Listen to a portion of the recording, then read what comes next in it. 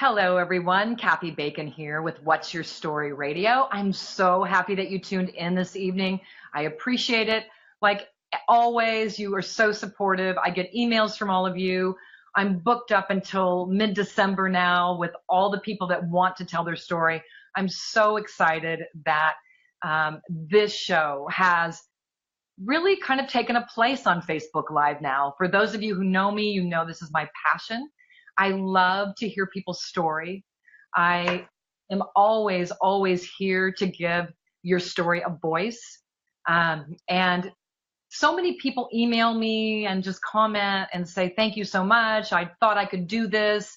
And I was skeptical about doing something. And then I heard one of your guests and now I think that I could probably do something. And that's really what it's about. It's about everyone coming on this show and having the courage to tell their story and inspire others. And that's really what it's all about.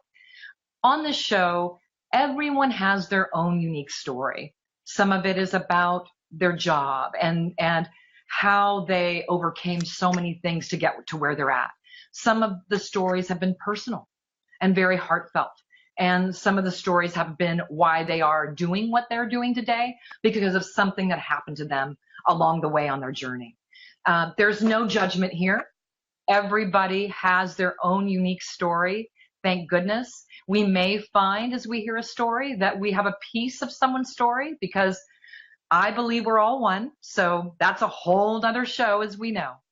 But thank you again for just supporting me. I appreciate it. I appreciate you taking the time to get to know who my guests are and maybe connect with them, like their pages, become their friend, because they really do have a story to tell. And who knows, maybe you can connect in a whole different way. So tonight, my guest is Caroline Corey, and I've known Caroline for a long time.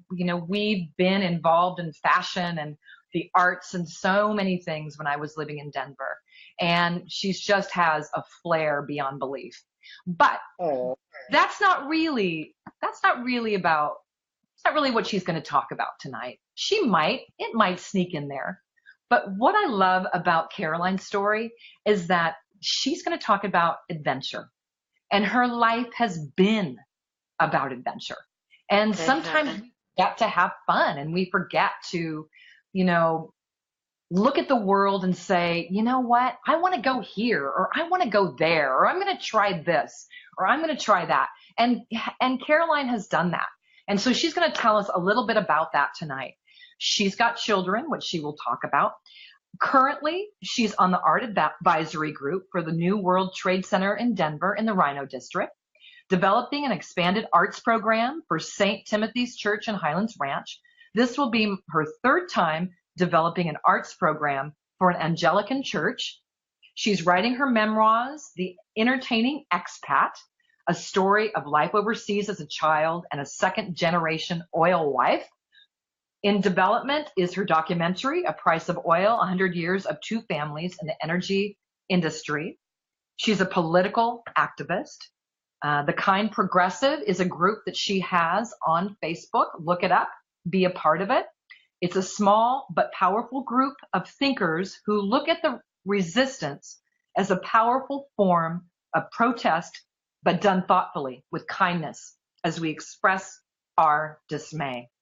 She was an active anti-Chavista while living in Caracas, Venezuela, which I can't wait to hear about. She has done animal rescue for a lot of her life. She's rescued over 100 animals. Her second cousin is currently walking 800 kilometers in Spain on the Camino del Compostela to raise awareness. And her cousin runs a dog rescue in Gran Canarias. I hope to say that right. My other cousin, she says, just came back from Thailand, heart, and Cambodia, visiting and working at the Elephant Sanctuary in Thailand. She's traveled over to 40 countries while living overseas. She studied art, staged art shows, and taught art education in the international school system and in the USA, in Lafayette, Louisiana, and Durango, Colorado. Before I bring her on, I'm going to turn on a light. It's on. Okay. Just want to make sure we have good light here. So I would like so much for you to welcome Caroline Corey. And here she is. Thank you for being here, Kathy. Oh, so great to see you. So great to see you too. And you're in one of my favorite cities. I used to live in Seattle before I moved up to Alaska when I was 11 years old. So a great place. I love very. Yes, and Seattle has changed so much. I mean, I grew up here too, and I've come back and forth over the years, but now that I'm living here for a little bit, it's changed a lot, and when you're traveling, you only want to stay for a little amount of time. Yeah. Yeah. So tell us about your spirit of adventure and tell us where it comes from. Where did you get it from?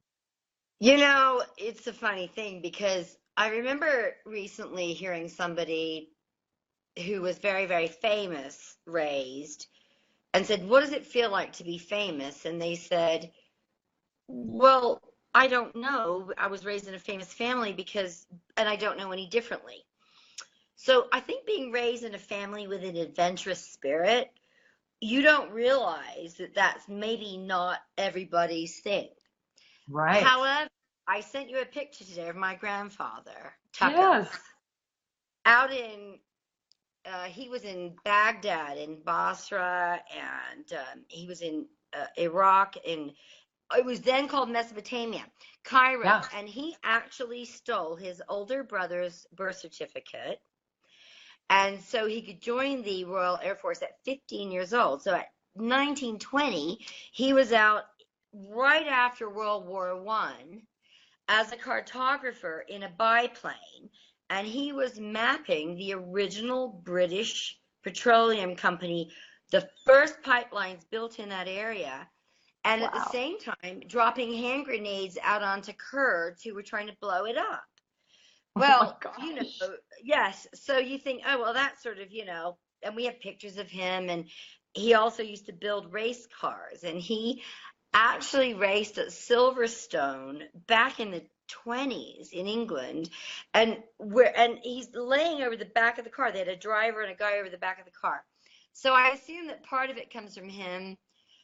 My family history is my mother's side is Irish, although English, and my father's side is English, and we have family all over the world. Yeah. I have family in Dubai. I have family in Australia. I have family. My former husband just returned from Nigeria. He now has an Australian wife. My daughter lives on St. Kitts. My parents are British, live in San Antonio, on their way to France to visit my English aunt and uncle who bought their house in France. So literally, we are a global family.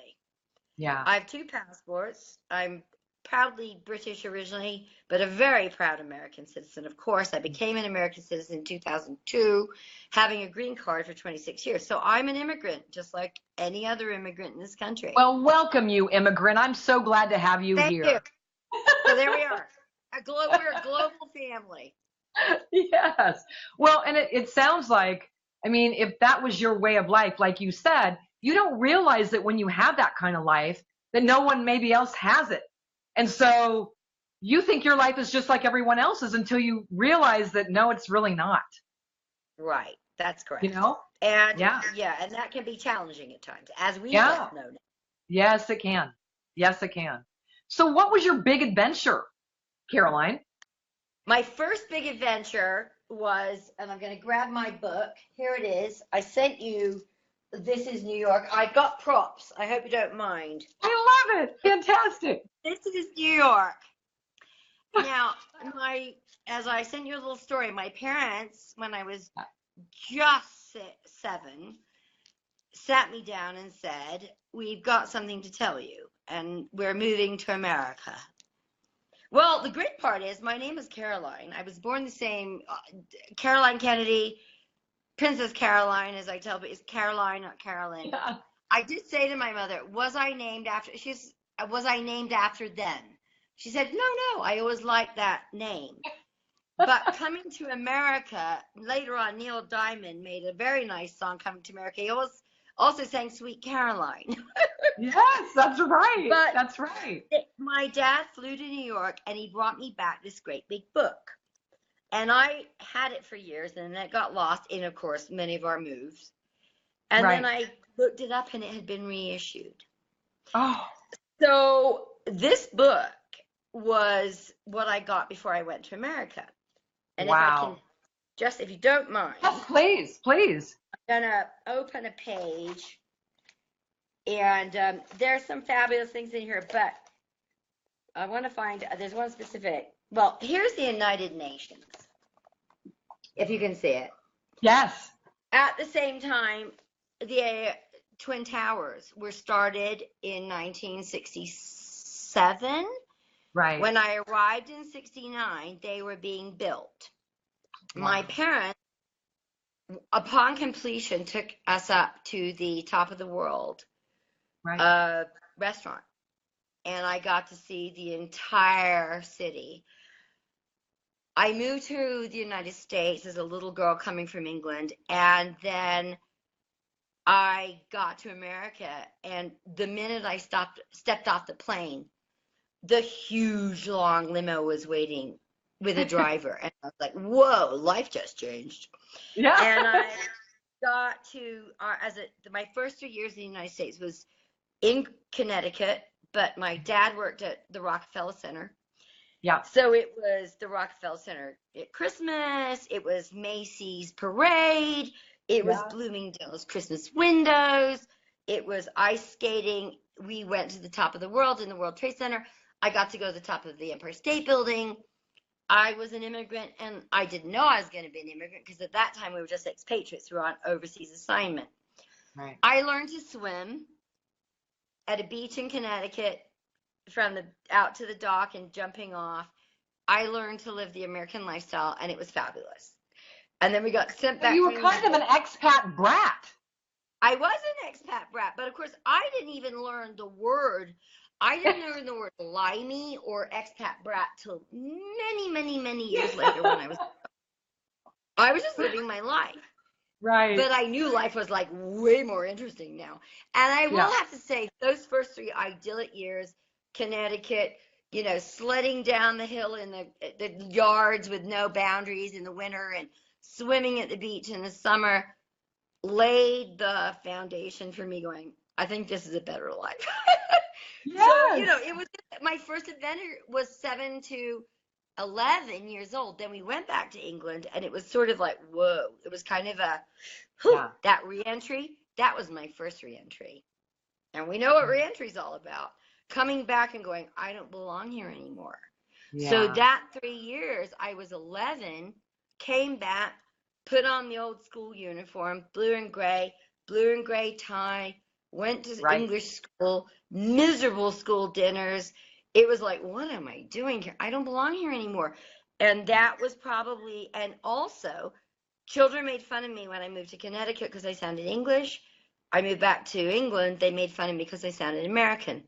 Yeah. So, darling, I can sound like this, or honey, I lived in Hobbs. I can sound like this. It's not only my ear for languages. I think I quickly learned to adapt to my situation because not everybody got it. And that was a big wake-up call, very, very young. Yeah. No, it really is. I mean, and I think when you are a parent that gets the opportunity to go work in another country, if you don't take it, you're crazy because your children need to have it. I mean, no one needs to stay in their country till they die. The world is so big now. And I think your parents are probably very open-minded people, to be able to say, we don't need to stay here. This is our home, but let's have an adventure. So there's where that adventure kind of started, Well, I would say yes, and also too, though I will say this: coming out of World War II, even though we were in the swinging 60s in England, right? So it was the Beatles, and I've got an adorable picture. Let me get it. Hang on, here it is. I told you I was over prepared. I know, I love it. That's Oh, me. I'm 3.5, 3.5, darling. And I'm at my auntie's wedding, who was very cute and very, she was very hip. And my uncle looked like he had the pointy shoes and Beatles haircut. I was 3.5 years old. I carried her train down the aisle. oh, And afterwards, we got into the cars to leave the church. And I can remember my Irish granny Lena saying, "Wave like the Queen, darling." And so we waved like this, with the hand. And we got to the hotel for the reception. And that darling little girl raced off. There was a brilliant hill with grass, rolled down it multiple times. By the time I came back in, my mother looked at me aghast. The toes were ripped out the ballet shoes. The dress was covered in grass stains. The rose was askew. And they hadn't taken the pictures yet. oh no. I would say that is a clear indicator of my character from a young age. Yes. It was sort of like wave like the Queen and then go roll down a hill. Yeah. I was always a tomboy. I So love I it. think that was always in me. I was always that kind of rebellious spirit. It's like, oh well, off we go. But Yeah. but the other point of that was my other family, my father's older brother had emigrated to Canada in '67. Things Right. in England in the '60s, although it looked terribly glamorous, weren't particularly good. So Yeah. it was really, let's find a new life. So we did. Yeah. Yeah. Well, you grew up in Alaska from the age I of 12 to did. 22. So how did that, I mean, Alaska is like, whoa. I mean, in those days, it's the wilderness, you know? No, my father wore out 3 tuxedos in 10 years. Oh my My God. mother was making Bill Blass ball gowns to wear to the opera and the theater. Alaska Anchorage was it was big oil money. It was big oil. Okay. We got to Alaska because my father was one of the main architects and lobbyists that passed the Trans-Alaska Pipeline Bill. Oh, wow. And we moved from England to Washington, D.C. for 7 months in the first half of 7th grade. Yeah. So I was in 7th grade during Watergate in D.C. And Wow. although I was only 11, I was academically very, I knew what was going on. And my Right. mother was having to go to all these events. Nixon was resigning. Ford was coming in. My father was a lobbyist. They were probably out 3 to 4 times a night, 3 to 4 times a week at night. Yeah. So Mom, who was a tremendous seamstress, was making Halston, Bill Blass, Oscar de la Renta. I wish I had the clothes. I wish I had her patterns. I was like, why did you get rid of those patterns alone are worth a fortune? So she'd be in this back. We had this huge house that they rented for us, which is so big for English people. And she had a sewing room.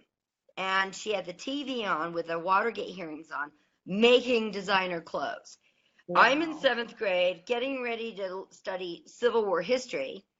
Right. And as I went into 7th grade in McLean, Virginia, right outside of D.C., we were going to the battlefields. We went to the Lincoln Theater. We went to the Washington Monument. History, I already loved history. Books were so important to me, but I never read like fiction or romance novels. I was reading Amelia Earhart, Vasco da Gama. My entire life, I was always reading about explorers. So it must have been in me genetically or just my curiosity. And then I'm listening to the Watergate hearings day in, day out, all through the summer. So I think at that time, both my passion for fashion and my passion for politics were like integrated. And then I had historical background because I understood that history was real. We were driving by the Watergate building. I knew who Archibald Cox was, Modine. What 11-year-old knows that stuff, right? Yes. My mom was at cocktail parties where poor Betty Ford at that time had not yet recovered and was like zonked out in the bathroom and went on to form the Betty Ford Center. Yeah. My father was daily on the floor of the Capitol to pass the last bill that would stop the Trans-Alaska Pipeline from being built, TAPS. And actually, I did not realize until recent history that my father helped to pass the biggest construction project in modern history since the Romans. $35 billion in 1973. And if those of us who are old enough to remember, 1973 was one of the first gas crunch. That was the lines at the gas station, the first when OPEC was formed. This formed my life because we went on then to Seattle, where my father was pre-planning for the Trans-Alaska Pipeline building. And then we moved to Anchorage when I was 12. And that was where I spent the next 10 years until I was 22. And how did that, I mean, being Alaska is a little bit different than being in New York. Okay. Oh, indeed. Indeed. So how did that shape your character? I mean, you must have a love for outdoors and being outside. Yes. Yeah. Sorry to overtalk you. Yes, no, indeed. Okay. And that was the tremendous thing. I've always been a tomboy. I'm a girly tomboy. And I went, having gone to 5 schools between 6th grade and 8th grade was very, very traumatic for me. I had half of middle school in DC, half of 7th and 8th grade in Seattle, half of 8th grade in Anchorage, and then went to 9th grade at East High School. And that was an unfortunate year for me. I went from, because I'd been put up a year ahead because of starting school early in England, and I'm petite, I was intellectually and academically advanced. I was emotionally and physically not. Right. And 9th grade was a disaster. I went from being a straight A student, bookworm, because books were my passion, because that kept me, in a world I could understand when things were unsettled. Right. And I then became an F student and was hanging out in the library and just, I was lost. And I was very, very fortunate that my parents, and at that time, Marilyn Conway, who is one of my heroes, started one of the first charter schools in the United States, and it was in Anchorage, Alaska, called Stella Secondary School. It was 8th grade through 12th, 200 students, core classes, went there in 10th grade through 12th. We called our teachers by our first names. We taught classes. We had all school ski days. We did mountain climbing. I learned to be a competitive cyclist.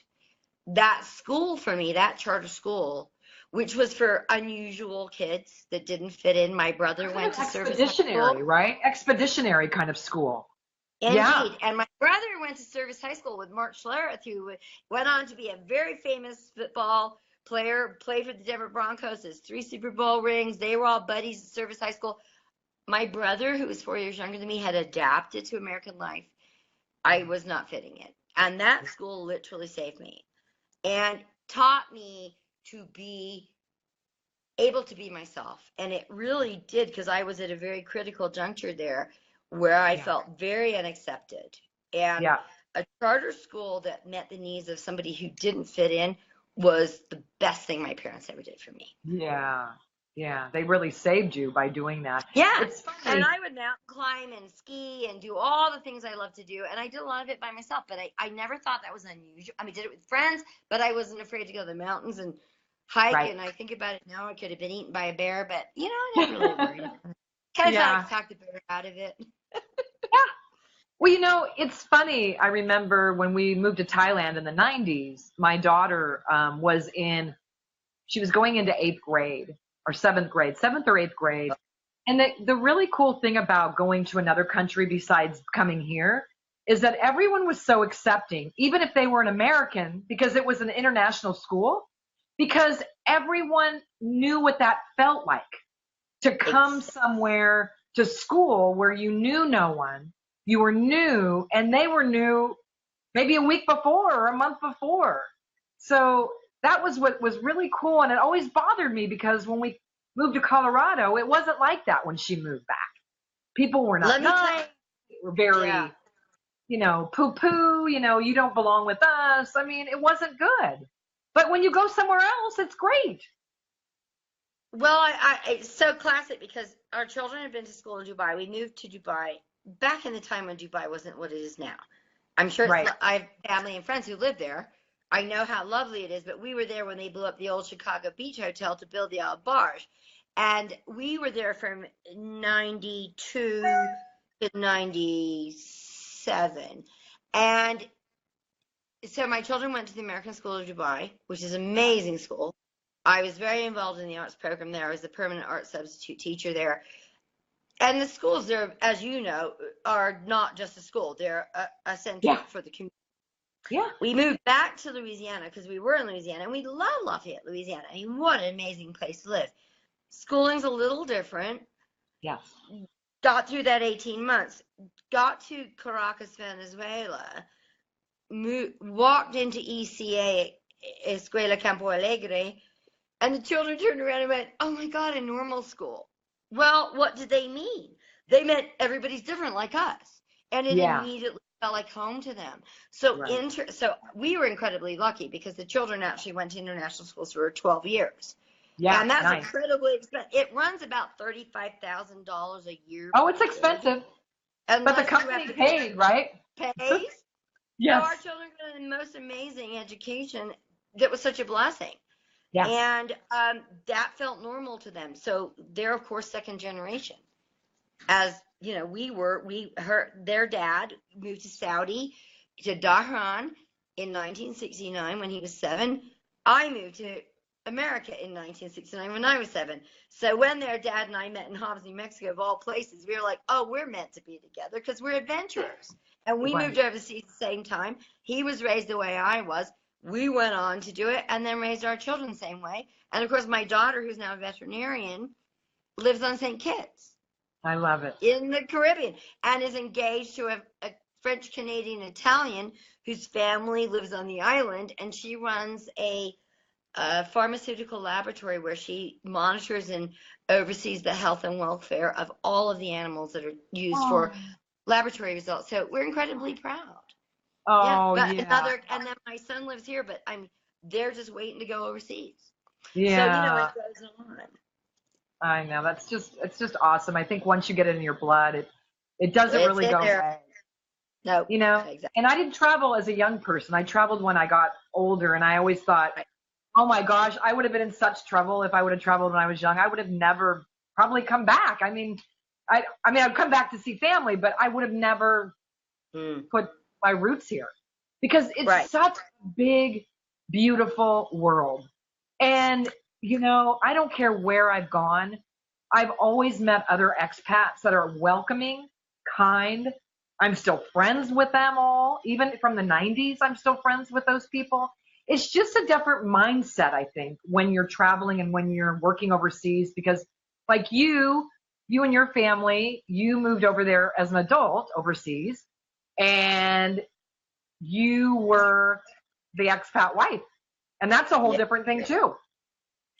Right? Well, it is. And, it's an incredibly privileged life, but there's a downside. I think and it's hard to say you have regrets because I don't regret much. We all make mistakes and say, oh, I could have done that better. I should have done that differently. But I don't have regrets. But one of the hardest things for me was that I didn't have a home base.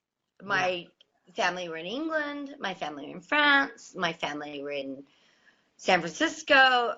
Our family were everywhere. Albuquerque. I spent every summer traveling out of suitcases like you are now. That became really challenging for me.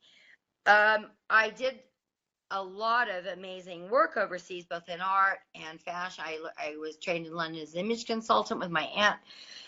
I did my best to keep my career going, but I think there's a point, and for me it was a little bit different because remember, I moved overseas when I was 7 years old with all, and I was in it my whole life.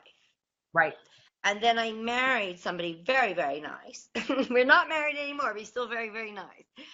And we were both adventurers, and we agreed we wanted to adventure.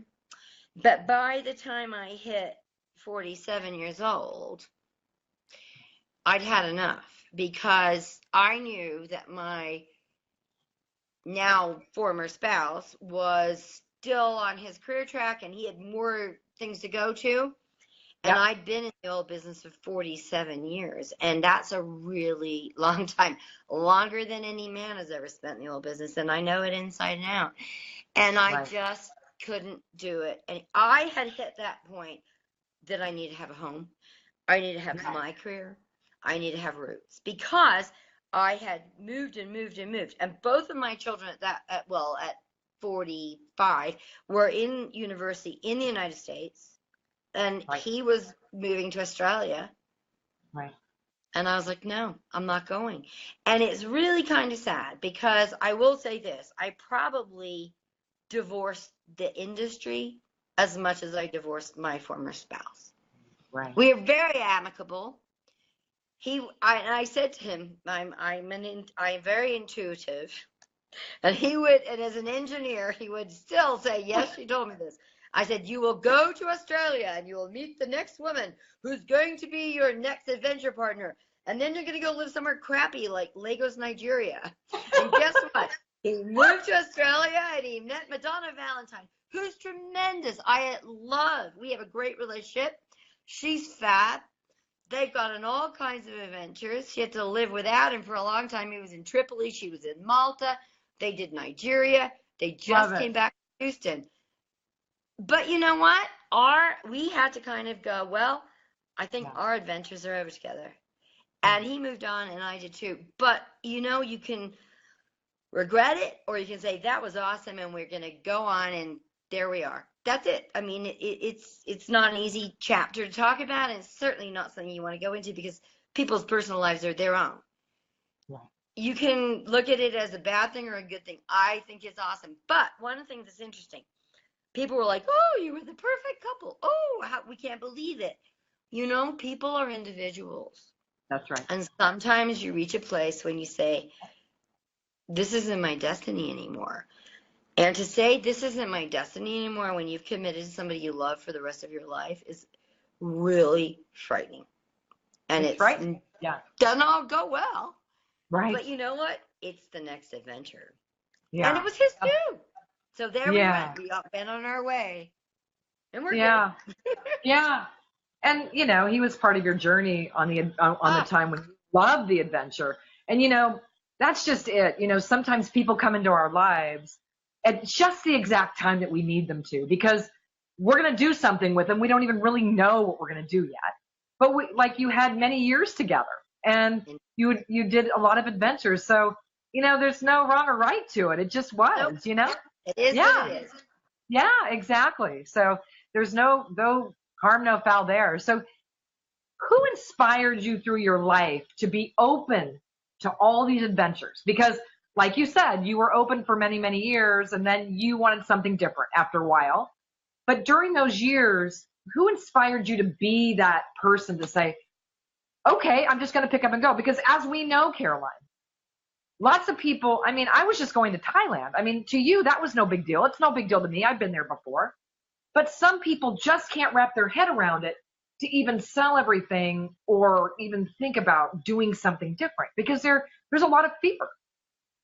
There is. So, what inspired you during that time, or who inspired you? Well, first of all, my mom. Yeah. My mother comes from great, long Irish women. We're strong, we're petite, we're feisty, we're blonde. Don't mess with us. Oh, yeah. And my mother was always the one who was like, right, we're going on an adventure. But one of the things about me that's interesting that I always admire about my mom is that whenever we moved, people come to our house and say, how long have you been here? And I say, oh, like 2 weeks. And we'd have them over and they say, 2 weeks? And I have the art up. Now, my mother used to, when we'd move, she'd get the kitchen and the bedrooms up, and she'd have the art up. And I can remember remember the good old wooden Dr. Scholl sandals? Yes. She couldn't even find a hammer. She'd be there with a Dr. Scholl sandal, hammering those nails into the wall, getting the art up on the walls. And I think that was it, it was kind of like, make it a home, and the art makes it a home. And art, and so, Mom, of course. I think that that it was just what we did. But I have since then had many, many women and different people in my life that have inspired me. I want to talk about one person who's not a family member or a friend, but Dr. Brenna Brown from the University of Houston, who was a guest on Super Soul Sunday, her TEDx about vulnerability. She's a social scientist. Yes, I know she is. You know who she is. Oh, yeah. Man, that woman, I mean, she's late coming in my life here, but she gave me understanding of what it is to be brave, what it is to rise strong, what it is to say, to be vulnerable and authentic. And I will say this, that as we discussed, I just had a Grace and Frankie binge watch. And watching those two women, I think there was a part of my life that a lot of time I was trying to be Grace. You know, I was trying to be that perfect woman. Yeah. And I became sort of brittle and inauthentic in myself and trapped. Mm-hmm. And then I came to Colorado, and a friend of mine who'd been a long time expat oil wife who came to visit, and I went up to stay with her in Breckenridge, and she said, "Who are you? Who is this person?" And I said, "Oh, this is Alaskan Caroline. This is who I've always been." Right. But I was trying to be my mom, the perfect oil wife, you know, the perfect mom. And I wasn't exactly sure that I was really living my true self.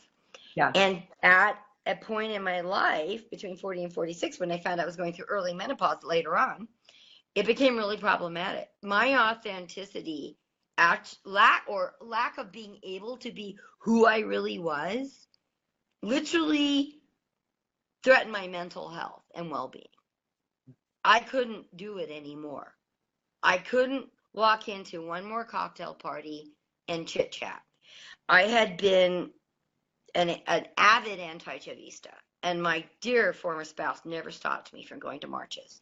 And ConocoPhillips security used to watch me. They knew I was going. And I was there, you know, with all my friends. And we got tear gas at one point. I know how to carry a tear gas, which is a vinegar-soaked handkerchief. I used to have all that stuff in my backpack. And I was living my truth. It came to a point where I couldn't not be me anymore. And I'm not blaming anybody or saying anybody was pushing me to not be me. But I knew that wasn't me anymore. That part was. The other part, cocktail dresses, small talk, and the being the wife and the social person, it was killing me. It'd been a long time. Yeah. And I finally had to come back and be really who I was. And probably my Alaskan girl is a huge part of who I was. And she said to me, "You look so different. You look so young. You look so free. You look so happy." And I said, "Well, you know what it is? I'm finally living my truth." Yeah.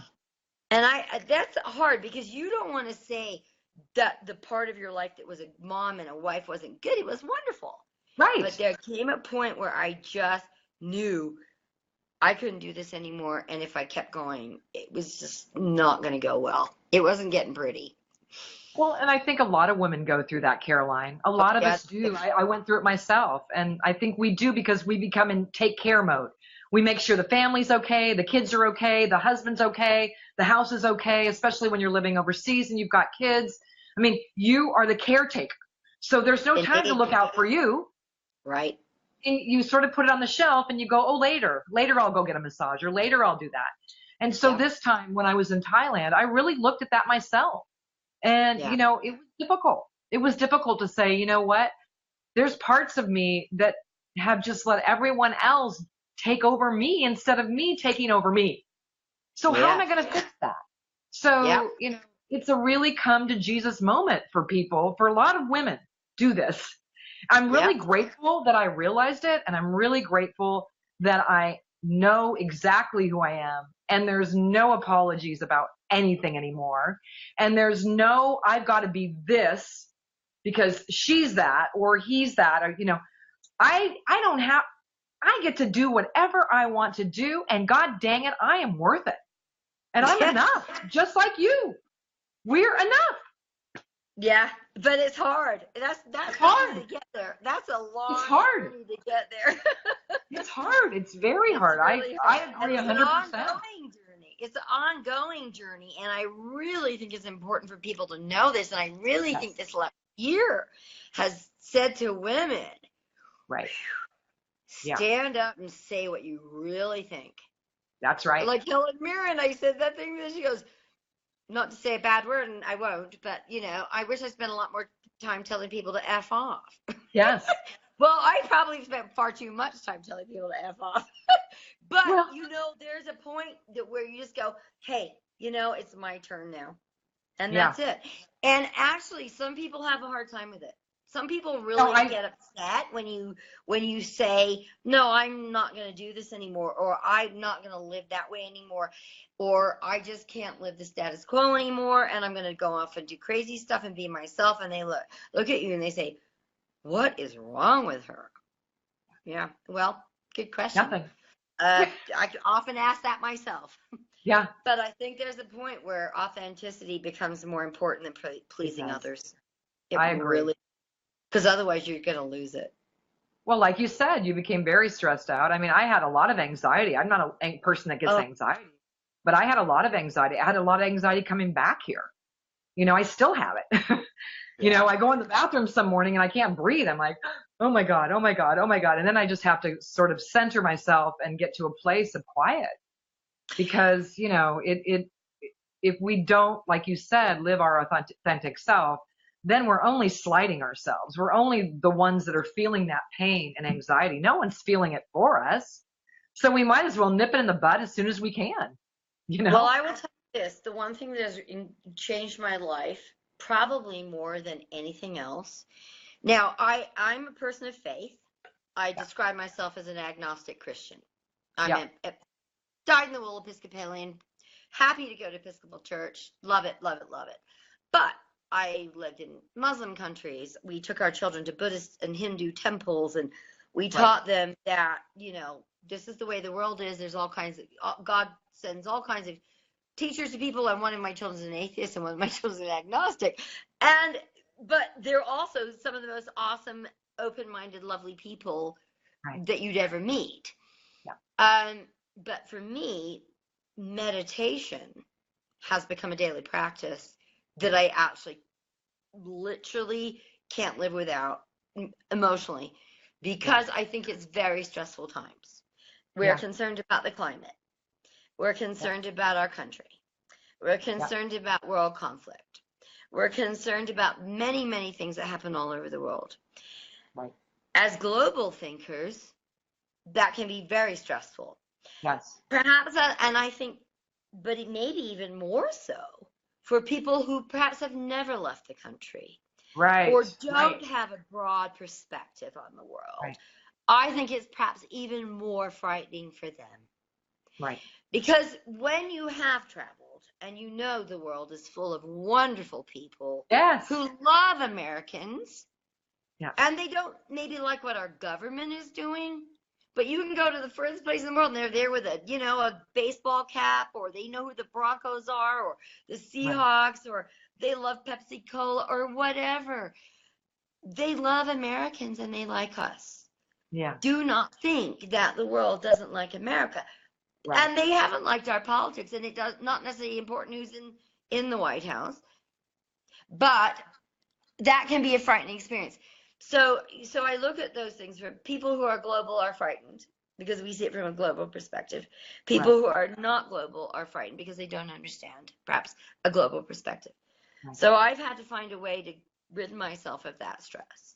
And I will say that meditation and mindfulness and bringing myself back to this moment that I'm okay right now. Yeah, exactly. Can sometimes be the thing that can save my sanity at that moment or on this day. Yeah, exactly. I agree with you. It's like, my practice is to be mindful and to live in the moment. And that's something I didn't do before. I was always thinking ahead, or I was always thinking I had to think ahead. But you know what? Not thinking ahead has totally been fine. Like everybody says to us here, well, what are you guys going to do? Well, where are you going to go next? Or Right. what are you going to do? And I said, well, right now we're here and we will make that decision at the end of August or September. That's was our goal, is to be here through September, and Right. we'll make that decision then.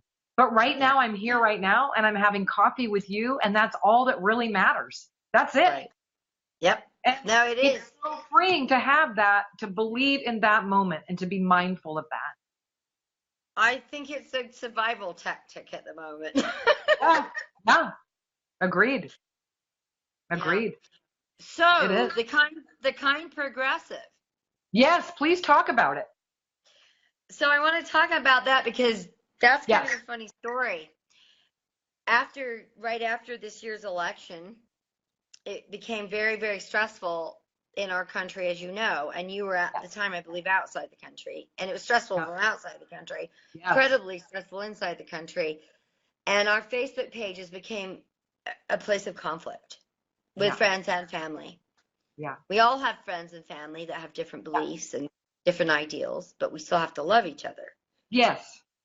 And posting political, very controversial things on our Facebook pages Yes. became really counterproductive to our lives. Right. And I'm gluten-free, not by choice, because of living overseas. I sort of developed leaky gut, so I can't tolerate wheat in the U.S. because it's 14% gluten versus 6% in the U.S., blah, blah, blah. So I had a professional page and a gluten-free page, and I had a personal page, and suddenly I went, oh my gosh, I should have a political page, and I can just check it all on there. So, and it was one of those funny things where they kept throwing out the word, they're progressives, and I went, I'm glad. I'm glad. I like that term. Progressive is a good word. Yeah. I like that word. I like being, that's not bad. But then it got so ugly, I wanted to be kinder. Right. And one day it just went, the kind progressive, and I thought, oh, that's a good name. As a creative, I named Fashion Association Denver FAD years back. FAD. I went, FAD. Right. Well, kind progressive. So I was literally I had a day, it was a Friday, and I said, I'm going to take myself for a manicure and a lunch, and I'm going out, and I created the kind progressive in the morning. And I sent out a little thing to like-minded, kind progressive people I knew are being driven crazy by everything. And I said, and I just sort of sent an invite out. And I went to the Cheesecake Factory at a new place in Denver at Southwest Mall. And then I went to see the fabulous movie about the wonderful women who got us to space. The wonderful computer ladies. What is the movie? Yes, the three of them. Yes. Yes. And I came home and my phone had died. And when I turned on my computer, I had 70 members. And by the next day, I had 120. Now we're up to 270. And it comes and goes, and I'm sure there'll be more. But it was extraordinary because I came home and went, oh my God, what happened? Well, clearly there was a need for a place for people to express their opinions. And we set some pretty good standards and practices. And one of mine was, we're not going after the first lady and showing nude pictures of her. No. And we're not going after the little boy Baron because he's a little kid and leave him alone. Yeah. And let's just have some standards and practices here. And literally, I've only ever had to tell one person to take something off, and it was my cousin from Canada. And he's hilarious. And he just posted something that was a bit too much. And I went, a little much. And he took it right off. I mean, that's it. So we're currently at 270, which is a comfortable number. It's awesome. And it's very thoughtful. But you know what? It gave us a place to say what we need to say without upsetting everybody. Because it's become a really delicate time. And I get off and I will post stuff on my Facebook and say stuff, and then I just quickly delete it away. Because frankly, we have, not only as business women, we have friends and we have clients. And frankly, when you have clients, even though it's your personal page, you kind of have to be a little careful. So creating a format where people could come and speak their mind thoughtfully and kindly without being judged was an awesome thing. It's one of, I will say, it's one of the proudest and silliest, moments I've ever had. I just sort of went, oh, I need this for me. and suddenly realized a whole bunch of other people needed it A too. whole bunch of So other I people. love the kind progressive because it's just there for people to be able to say something and not feel, that they're offending other people that they love, but maybe have a different mindset. That's Right. all. And so people can come, you are accepting members or being accepted Yeah. on their daily. So Oh, if of course. anyone wants to be a part of the Kind Progressive, they just go to the Facebook group and they can join. Ask to join, And of you're course. right about that. You're absolutely right about that. Oh, yeah, Because yeah. to be able to say what you want in a place where people aren't going to judge you and not be mad or not think that you're this or think that you're that. That is exactly what people needed. I saw that every day when I was away because, But they I would think say things and and their friends would not be nice even. It's like, oh my gosh, but can we just agree? What happened to agreeing to disagreeing? We used to do that. Like, I'm yeah, not offended by anything anybody says. I have the opportunity to comment or not. So, it's really up to me. I mean, I don't agree with everything everybody says, but that's okay.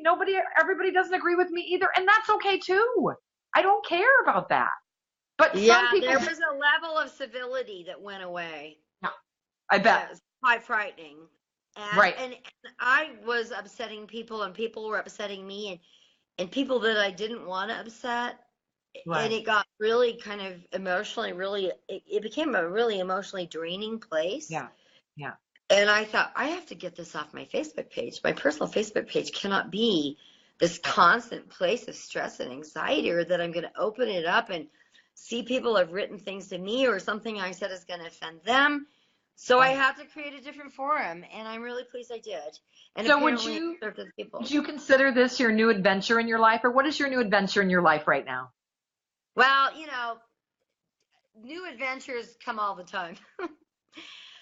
But I want to talk about somebody who's a really hero to me, someone Anne Fanganello.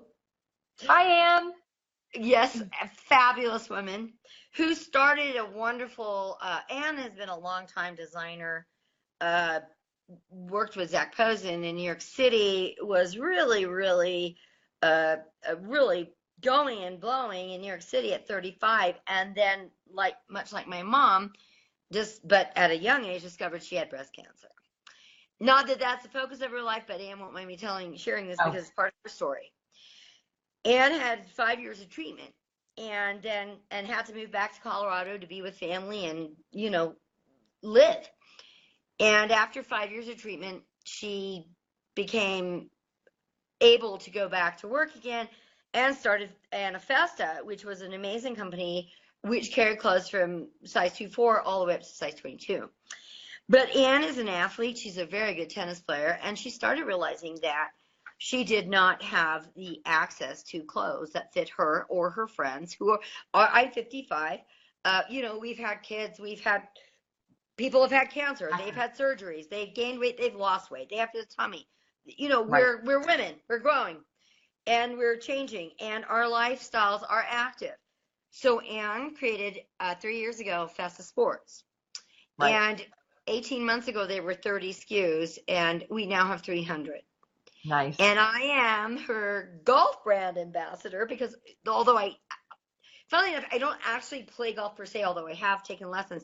I have been on golf courses. I have loved golf since I was 4 years old. Yeah. Can you believe it? It was the only thing on television in England at the time, golf and soccer and not much else. The BBC. Yeah. So I watched golf when I was 4, and I learned to love the sport. And I followed it in Dubai. I followed Tiger Woods around in Hawaii. I mean, I love the sport. And when the option came up for me to be a brand ambassador, the other brand ambassador is Roberta Seifert Petrino, is our amazing tennis ambassador. I was given this opportunity to become as the golf brand ambassador for Festa Sports. But I am also taking Festa Sports to Texas in late September. My mom, who is a breast cancer survivor and has unfortunately a secondary cancer at the moment, but in remission, they're going to France for a month. So I'm going down to San Antonio to take Festa Sports to Texas, and I am writing the Entertaining Expat, which is my memoir about living overseas as a child, living overseas as a wife, And my mother was the original entertaining expat, as I said, making her designer clothes. And let's remember, back in the day, we've not got much time left, there was no cell phones. There was That's no right. internet. There was no Facebook. We visited our family once a year and spoke to them twice a year on phone. That was it. And we wrote letters. Yeah. Those expatriate days are gone. Yeah.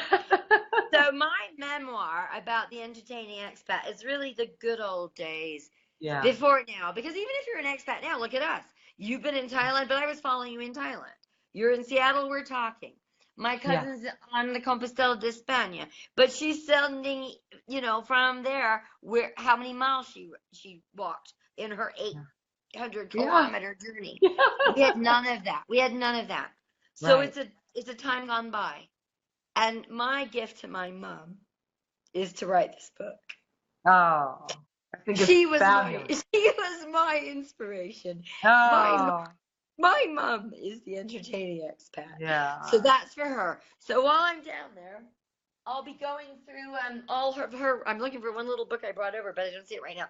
I will be writing down all her recipes, all her menu plans, all the little stories, and incorporating it. And that's my gift to my mommy. Oh, So that's thanks so for letting me wonderful. share that. That's so wonderful. I'm so happy for you. I think that's and that'll be coming amazing. out probably sometime next year. Yeah, that's amazing. Very excited. I would be too. I think your mother will be very heartfelt about the whole thing, because not only was she like that, but you ended up being like that too as an expat. Indeed. So I mean, this runs in your family. Oh yeah. Yes, indeed. And I have many other ladies around who inspired me to, who are in the books.